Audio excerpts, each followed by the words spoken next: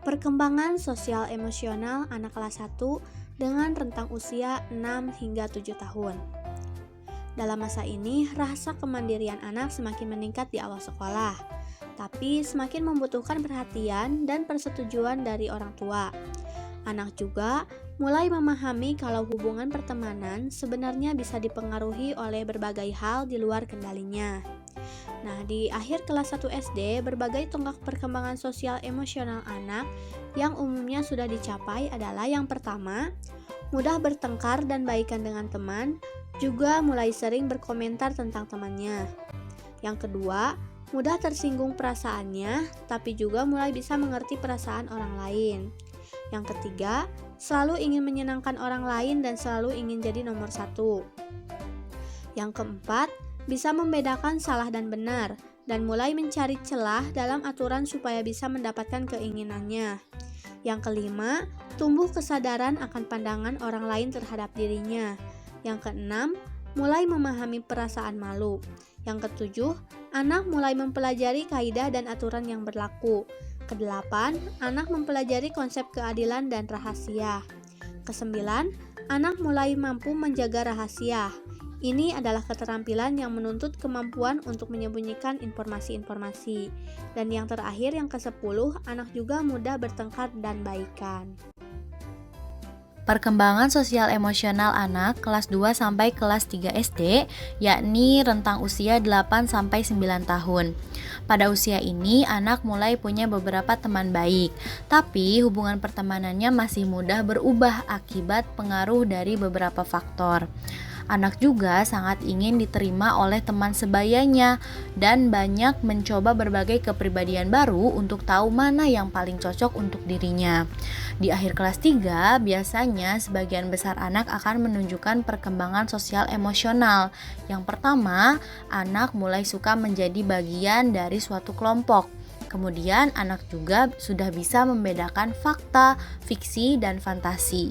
Selain itu, anak pada usia ini sudah mampu mengungkapkan emosi yang dirasakannya.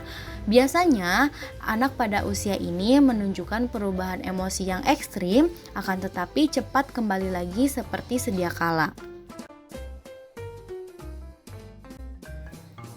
Perkembangan sosial emosional anak kelas 4 dan 5 di kisaran usia 10 sampai dengan 11 tahun.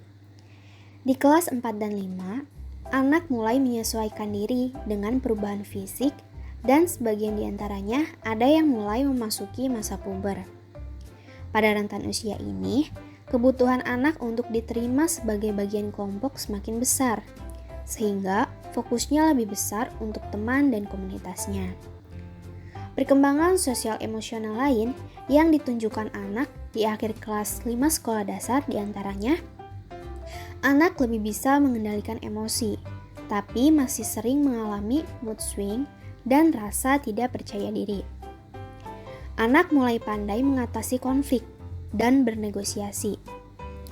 Anak juga mulai mengetes sejauh mana mereka bisa mengubah batasan dan aturan yang sudah ada.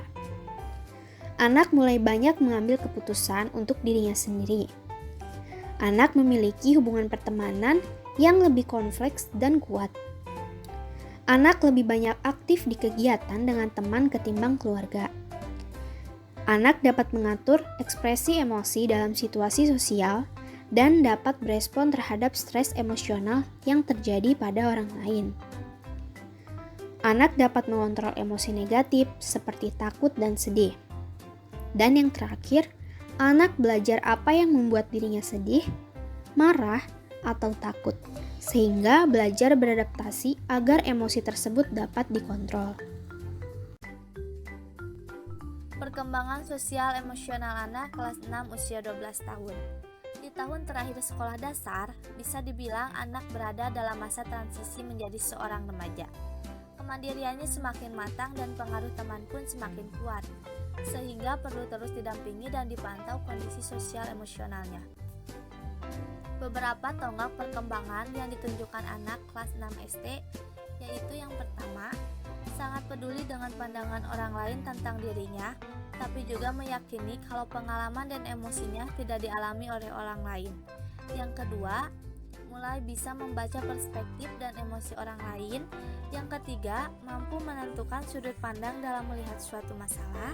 Yang keempat, mulai bisa mengendalikan reaksinya terhadap suatu hal. Yang kelima, mulai bisa menempatkan diri di berbagai situasi dan lingkungan berbeda. Yang keenam, anak mampu mengetahui tentang baik, buruk, nilai-nilai dan norma yang berlaku di lingkungan masyarakat.